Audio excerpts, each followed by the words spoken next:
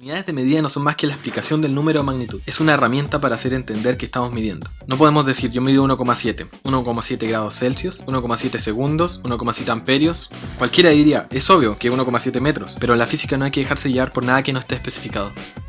Existen 7 magnitudes fundamentales: tiempo, masa, longitud, temperatura, intensidad eléctrica, cantidad de sustancia y la intensidad lumínica. 3 de estas magnitudes tienen un origen muy simple y desde hace mucho solucionaron los problemas y necesidades del ser humano. Una de las primeras necesidades que tuvo el hombre fue saber cuándo salía y cuándo se escondía el sol, cuándo será época de siembra o de recolección, por lo que comenzó a crear calendarios cíclicos que le ayudaban a ordenarse y predecir el tiempo. En simples palabras, ¿qué hora es? O ¿qué fecha es? He aquí nuestra primera magnitud fundamental, el tiempo. Podemos medirlo en milenios, siglos, décadas, lustros, años, meses, semanas, días, horas, minutos, segundos y muchos más.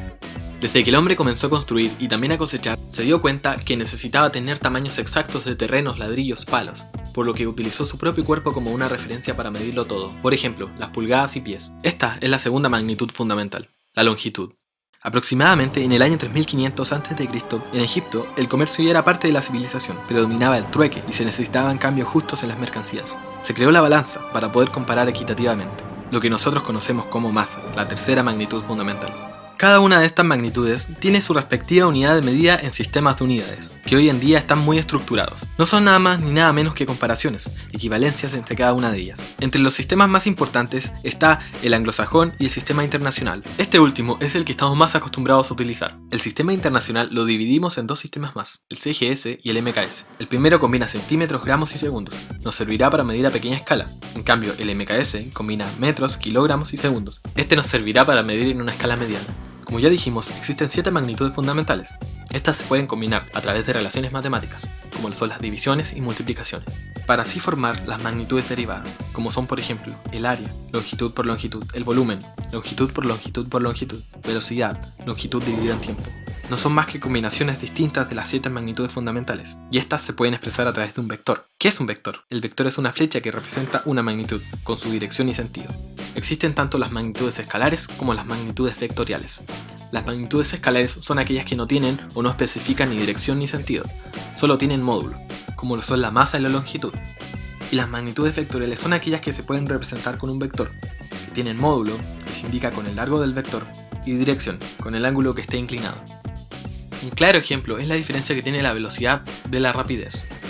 La velocidad es una magnitud vectorial, en cambio la rapidez es una magnitud escalar.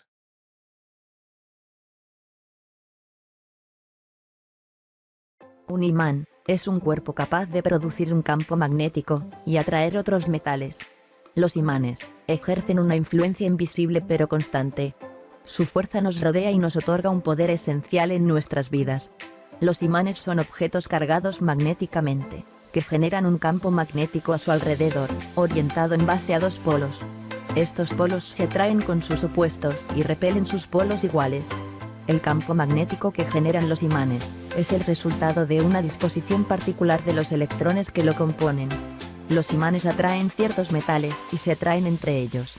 Su utilidad no se reduce a pegar notas en la nevera. Gracias a ellos funcionan los motores y los generadores, entre otras cosas. Fue hace 2 siglos, cuando se descubrió cómo hacerlos usando electricidad. El imán ha desempeñado diversos papeles en nuestra civilización desde hace muchos años, y hoy en día son un elemento muy importante en la electrónica y la electricidad. Desde los auriculares al ordenador, pasando por los cajeros automáticos. Los imanes son el secreto científico, que se oculta tras casi todos los aparatos sin los que no podemos vivir. El magnetismo permite el almacenamiento de información en los discos duros. Además, se utilizan para todo tipo de cosas, por su capacidad de hacer interaccionar campos magnéticos y corrientes eléctricas, como por ejemplo en las tarjetas de crédito. En las bandas de nuestras tarjetas de crédito, se esconden pequeñas áreas magnetizadas, como un código de barra. Cada imán tiene su norte y su sur. Si tenemos un campo magnético lo bastante fuerte, podemos afectar a casi cualquier cosa, y no solo a cosas metálicas. Aquí vemos cómo un imán potente hace levitar a una fresa. Por supuesto, para hacer flotar a las fresas hace falta un imán muy potente, y no hay imanes más potentes que los que encontramos aquí en Florida. En este edificio se guardan algunos de los imanes más potentes del mundo. Los científicos usan estos imanes superpoderosos para hacer todo tipo de cosas, desde desarrollar nuevas formas de transporte, a revolucionarios tratamientos médicos novedosos. Para investigaciones innovadoras, se necesitan imanes que ofrezcan precisión, potencia y un botón para apagarlos. En este edificio se encuentra el imán más grande jamás fabricado, un imán de récord. El imán Tesla 45. Este produce un campo magnético 1.000.000 de veces más potente. La clave para crear un imán realmente potente, es hacerlo compacto, y la forma de hacerlo es usar montones de imanes, para que aumenten los campos magnéticos de los demás. Existen versiones más sencillas, que consisten en enrollar un clavo, con un trozo de cable de cobre, y enchufar las puntas del cable a una pila. De esta forma, la corriente eléctrica que fluye por el cable, crea un campo magnético, y el clavo se convierte en un imán. Puede que en el lugar en el que más se valoren los electroimanes sean los desguaces. En la planta de reciclaje de coches, los imanes alimentados con electricidad se encargan de la chatarra. Atraen los metales y los depositan en la trituradora. Para fabricar imanes, el primer paso es crear un molde de arena con la forma del imán. Introducen esta bandeja para hacer imanes, en una máquina que los cubre de arena. Retiran la bandeja y alisan la superficie, que la tapa de la máquina ha dejado irregular. A continuación, se vuelve a colocar dentro. Pero esta vez, la máquina bombea gases para endurecer químicamente la arena. El proceso de solidificación dura tan solo unos segundos. Retiran el bloque de arena, que contiene la impresión del modelo del imán. Ahora, es un molde. Hay imanes de formas y tamaños muy variados, igual que los moldes. Ahora están listos para dar forma a los imanes. Se necesita cobre, cobalto, azufre, níquel, hierro puro, aluminio y titanio. Introducen todos estos metales en un horno de inducción eléctrico.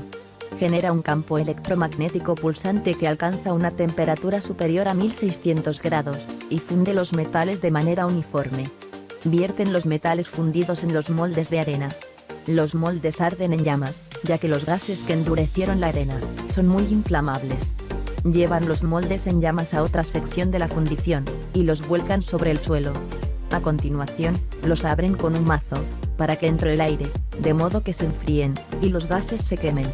Colocan todos los fragmentos sobre una superficie, y separan el metal de los fragmentos de arena, usando un imán. Las piezas moldeadas, reaccionan como el metal normal, carecen aún de magnetismo. Algunos tienen forma de anillos. Insertados en un tubo, serán utilizados para los motores eléctricos.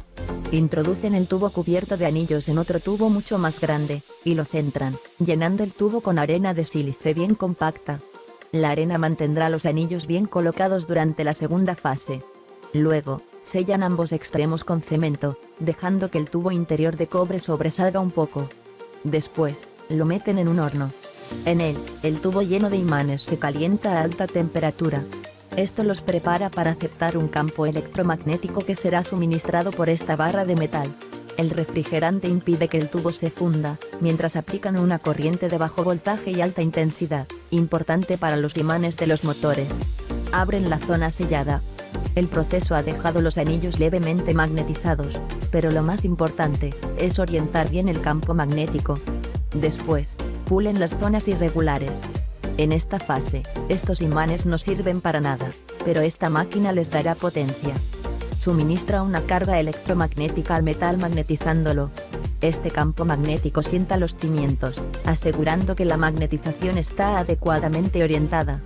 Ahora sí que su atracción magnética es realmente fuerte. Tengan la forma que tengan, los imanes continúan siendo fundamentales en nuestra sociedad, porque su energía invisible ayuda a que infinidad de cosas sigan funcionando.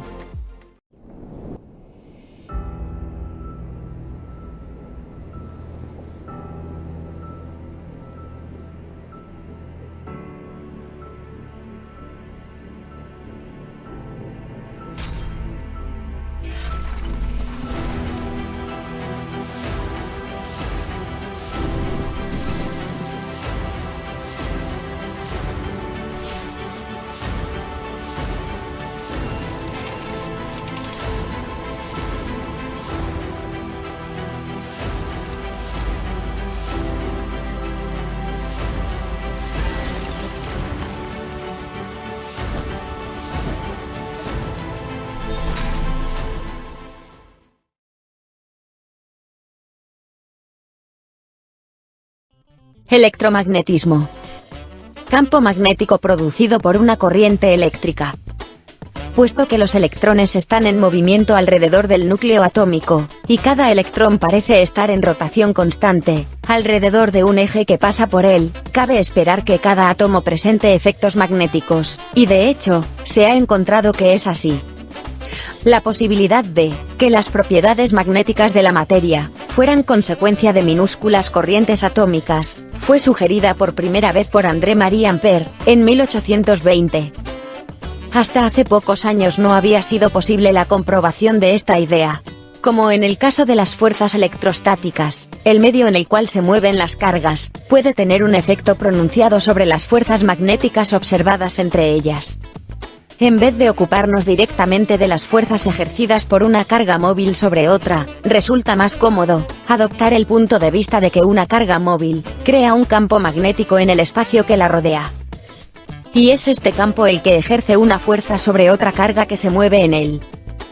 Además del campo magnético creado alrededor de una carga móvil, existe el campo electrostático que rodea la carga, está o no en movimiento. Una segunda partícula cargada, situada en estos campos combinados, experimenta una fuerza debida al campo eléctrico, ya se halle en movimiento o en reposo. El campo magnético ejerce una fuerza sobre ella, únicamente si está en movimiento. Se dice que existe un campo magnético en un punto, si además de la fuerza electrostática, se ejerce una fuerza sobre una carga móvil que pase por dicho punto.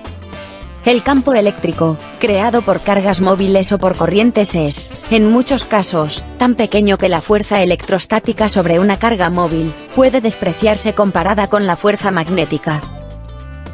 Existen dos aspectos en el problema de calcular las fuerzas magnéticas ejercidas entre cargas móviles. El primero consiste en determinar el valor y dirección del campo magnético en un punto, tomando como datos los correspondientes a la carga móvil que crea el campo. Y el segundo, en calcular el valor y dirección de la fuerza ejercida sobre una carga móvil en un campo dado. Comenzaremos por el segundo aspecto del problema, esto es, aceptaremos por ahora que las cargas móviles y las corrientes crean campos magnéticos, y estudiaremos las leyes que determinan la fuerza que se ejerce sobre una carga móvil en el campo. En 1819, Hans Christian Ørsted, físico danés, observó que las indicaciones direccionales de una aguja magnética, colocada cerca de los conductores circulares, atravesados por una corriente eléctrica continua, eran perturbadas. La presencia o ausencia de la corriente, así como la dirección del flujo en el alambre, sumaban un efecto mayor sobre la desviación de la brújula. Experimentos de otros científicos hicieron llegar a la conclusión de que la corriente eléctrica produce un campo magnético, o una zona de energía magnética. Estos fueron los comienzos del electromagnetismo, término usado para denominar los efectos magnéticos producidos por la corriente eléctrica.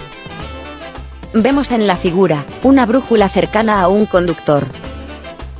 Si se coloca una brújula en las proximidades de un conductor, por el que circula una corriente eléctrica, se notará que el polo norte de la aguja sufre una desviación, con el sentido indicado en la figura. Para ello, es necesario que actúe sobre el imán de la brújula, un polo magnético. El sentido de la desviación cambia si colocamos la brújula debajo o encima del conductor, en la siguiente forma.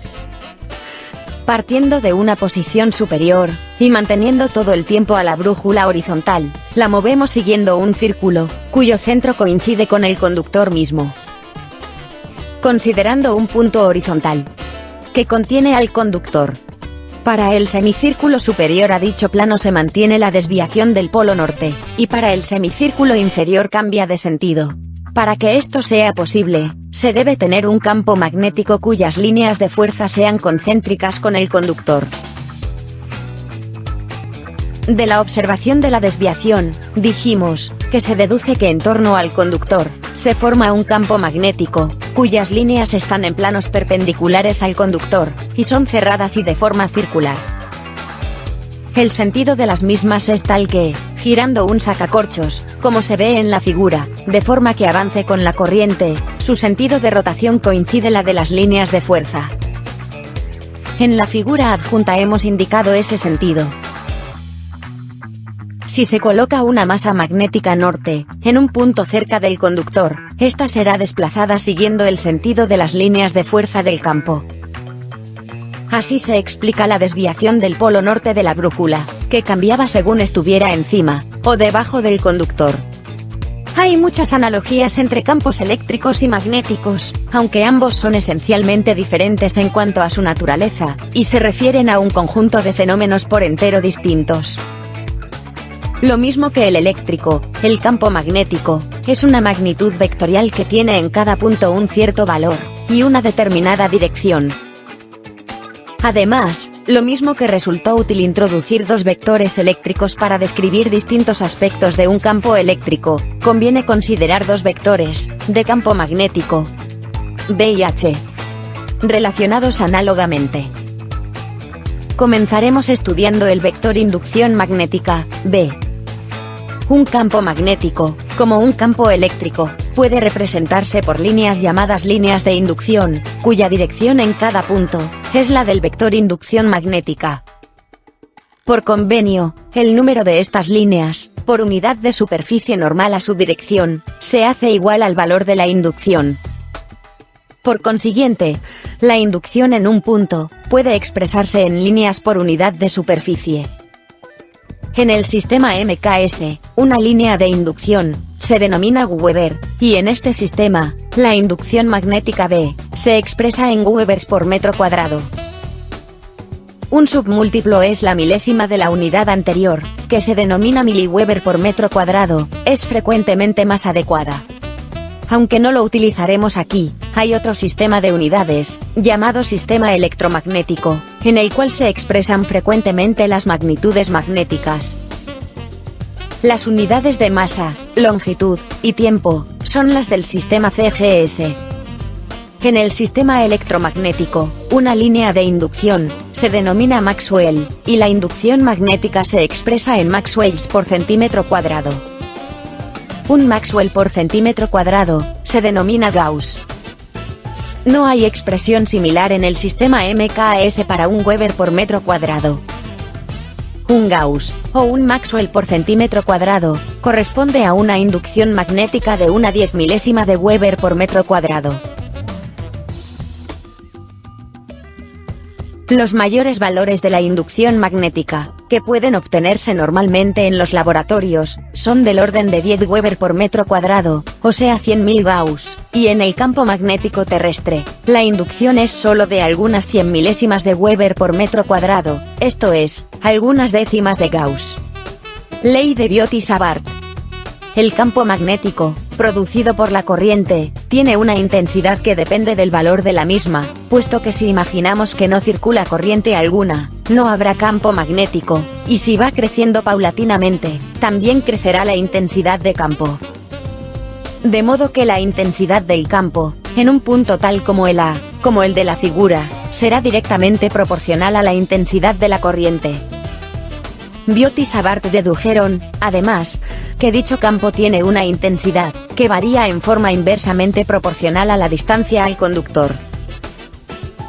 De modo pues, que en un punto que dista, r, centímetros del conductor, recorrido por la corriente, y, la intensidad del campo magnético será calculada según la fórmula de la figura. Siendo 2, el factor de proporcionalidad, si la intensidad de corriente está dada en la unidad electromagnética, que es el Weber. Como, por definición, la intensidad de campo magnético, es la fuerza que actúa sobre una masa unitaria, colocada en el punto considerado, si en el punto, A, de la figura, hay una masa magnética unitaria, sobre ella actuará una fuerza de H dinas, si H está dada por la expresión anterior. Resumiendo hasta acá, el flujo magnético está representado por líneas de fuerza magnética. El número total de líneas de fuerza, creadas por un campo magnético, se llama flujo magnético, representado por la letra griega φ. La unidad de flujo magnético es una sola línea de fuerza, designada como Maxwell. En el sistema MKS, se usa una unidad mayor, el Weber, donde un Weber igual 100 millones Maxwells. El número de líneas de fuerza, que pasan perpendicularmente por un área de 1 centímetro cuadrado, se denomina densidad de flujo, identificada con la letra B, y se mide en Gauss, donde un Gauss igual un Maxwell por centímetro al cuadrado. La unidad de densidad de flujo, en el sistema MKS, es el Weber por metro cuadrado, el cual es equivalente a 10.000 Gauss.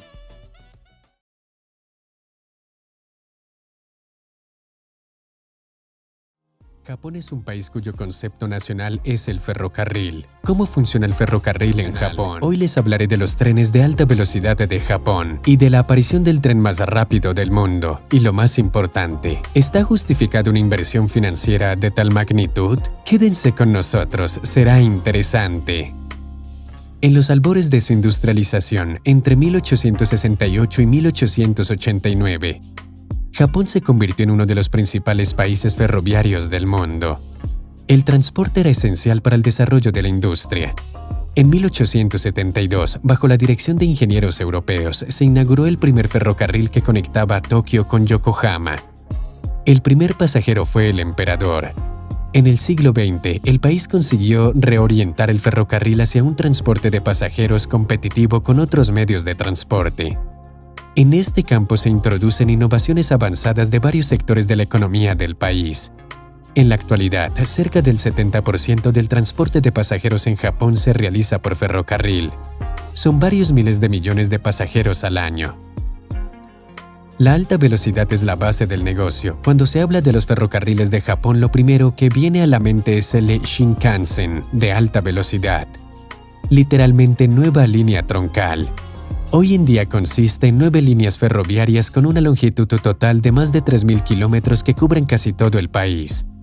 En algunos tramos, los trenes alcanzan velocidades de 320 kilómetros por hora. La ventaja de este transporte para los pasajeros es el ahorro de tiempo. El viaje de Tokio a Hakodate, de 862 kilómetros, dura unas 4 horas y media. Las líneas Shinkansen son las más populares y seguras del mundo.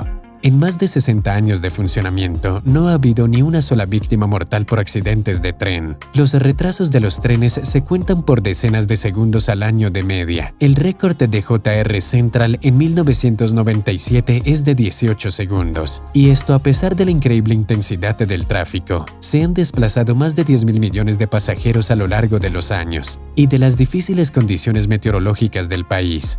Fuertes nevadas en invierno y tifones en verano y frecuentes terremotos. Dos factores contribuyen al desarrollo del ferrocarril. En primer lugar, Japón es un país muy densamente poblado con una topografía compleja, con 126 millones de personas viviendo en un área relativamente pequeña. Las mayores áreas metropolitanas se encuentran en la costa, en el centro del país. En segundo lugar, hace medio siglo el uso del automóvil aún no estaba tan generalizado. Por lo tanto, no hubo que convencer a los pasajeros para que cambiaran sus autos por el transporte público. No es de extrañar que Japón fuera pionero en el transporte de alta velocidad. El Tokaido Shinkansen se inauguró en 1964 a tiempo para los Juegos Olímpicos. Conectaba las principales áreas metropolitanas, Tokio, Nagaya y Osaka. La línea costó alrededor de 400.000 millones de yenes, lo que es más de 1.000 millones de dólares en la época. La línea tiene 515 kilómetros de longitud y es la más transitada del mundo. Más de 150 millones de pasajeros utilizan sus servicios cada año. En conjunto, los ferrocarriles de alta velocidad de Japón son los segundos del mundo en cuanto a la cantidad de tráfico, después de China, con sus más de 1.000 millones de habitantes. La nueva línea troncal se llama así porque se eligió una anchura de vía diferente, de 1.465 milímetros, a la habitual en Japón de 1.067 milímetros. Todo esto ha contribuido posteriormente al éxito de la exportación de tecnología que genera hasta 10.000 millones de dólares de ingresos anuales para Japón. Tras el rotundo éxito de la primera línea, se construyeron otras a un ritmo acelerado en la década de 1970. Los especialistas han calculado que el ahorro del tiempo que supone el traspaso de pasajeros de los trenes convencionales al Shinkansen, teniendo en cuenta el PIB per cápita del país, es de unos 500.000 millones de yenes, casi 5.000 millones de dólares al año. Además, si ahorra combustible, esto es relevante para Japón, que se ve obligado a importar petróleo debido a la falta de reservas naturales. En 1985, solo el Tokaido Shinkansen logró evitar el uso de más de 300.000 toneladas de petróleo. Es importante que en comparación con otros medios de transporte, los trenes eléctricos casi no liberan emisiones nocivas a la atmósfera, pero Japón no se detiene allí. El país está haciendo una transición a un nuevo tipo de tren de pasajeros de alta velocidad de levitación magnética o tipo maglev, que viajará al doble de la velocidad de los trenes ultrarrápidos existentes y por lo tanto reducirá la duración del trayecto a la mitad. La idea misma de un tren de levitación magnética se había estado desarrollando activamente desde principios del siglo XX. El maglev o tren de levitación magnética es un modelo que se mantiene por encima de la superficie de la vía y se mueve por la fuerza de un campo electromagnético. Cuando el maglev está en movimiento, parece estar flotando sobre las vías sin tocarla. La construcción del tren de levitación magnética comenzó en 1969 en Alemania. En 1971 se inauguró el tren de levitación magnética Transrapid 02, que podía desplazarse a una velocidad máxima de 90 km por hora. Su capacidad también era limitada, solo 4 personas. Tras los avances de esta tecnología, en 1979 se inauguró en Japón otro modelo de maglev. Se denominó el ML500. En el polígono de prueba, el tren de levitación magnética japonés alcanzó velocidades de hasta 517 km por hora. El récord de velocidad lo estableció el tren Shinkansen L0 de Japón en abril del 2015, alcanzó 603 km por hora. El sistema de trenes de alta velocidad con suspensión magnética de Japón se llama JR Maglev. Utiliza una suspensión electrodinámica sobre imanes superconductores EDS, instalados en el tren y conductores eléctricos especiales con forma de número 8, instalados en la vía. El JR Maglev no utiliza el concepto de monorriel y los trenes se desplazan en un carril entre los imanes.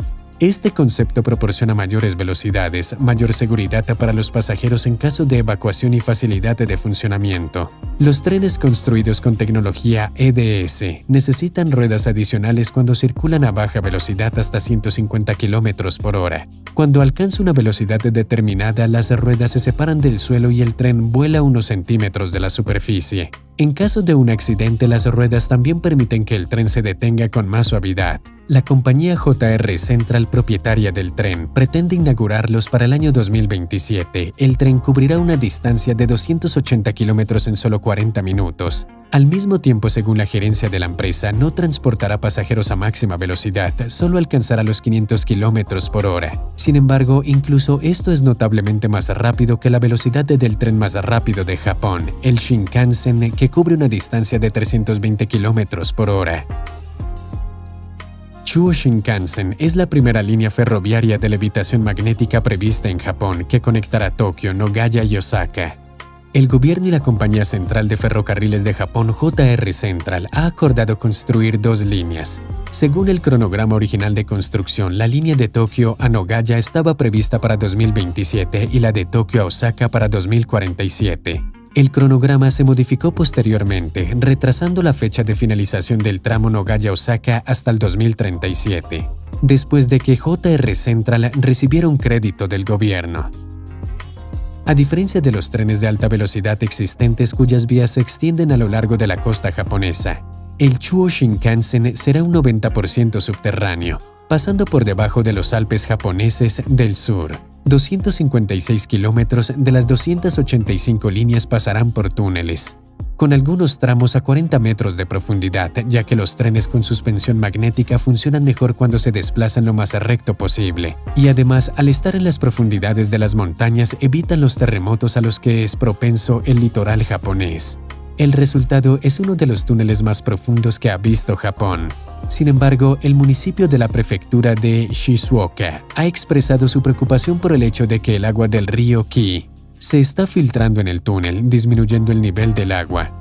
En junio del 2020, a JR Central se le denegó el permiso para iniciar las obras de construcción del túnel, lo que podría alterar todo el cronograma del proyecto. El uso de tecnologías más costosas, el hecho de que los túneles tengan que construirse en las montañas por medio de explosiones, y los problemas que surgieron por las prohibiciones de construir en algunas zonas han multiplicado el coste del proyecto hasta casi $100.000 millones. Algunos analistas creen que con una deuda nacional que supera el 170% del PIB de Japón, un proyecto así sería desastroso y dado los enormes costes que supondría, nunca se amortizaría. Sin embargo, el gobierno japonés y JR Central afirman que la transición a los maglev llevará la economía del país a un nuevo nivel. Creen que este medio de transporte tiene el potencial de competir con las aerolíneas, ya que es eficiente energéticamente y su funcionamiento es de bajo coste. El bajo nivel de ruido de los maglev también es algo bueno, lo que tendrá un efecto positivo en el medio ambiente. Y lo que es más importante, al invertir en la nueva tecnología de trenes de levitación magnética, los japoneses esperan poder exportarla al extranjero. Se espera que durante la visita a Estados Unidos el primer ministro japonés pueda ofrecer ayuda para las construcciones de una línea de alta velocidad entre Nueva York y Washington. Sí, vale la pena recordar que Japón también tuvo excesos de presupuesto cuando construyó el Shinkansen, pero al final mereció la pena. Si el proyecto Chuo Shinkansen tiene éxito, permitirá unir las mayores ciudades del país, creando centros económicos a gran escala y asegurando que las fronteras formales entre regiones se eliminen.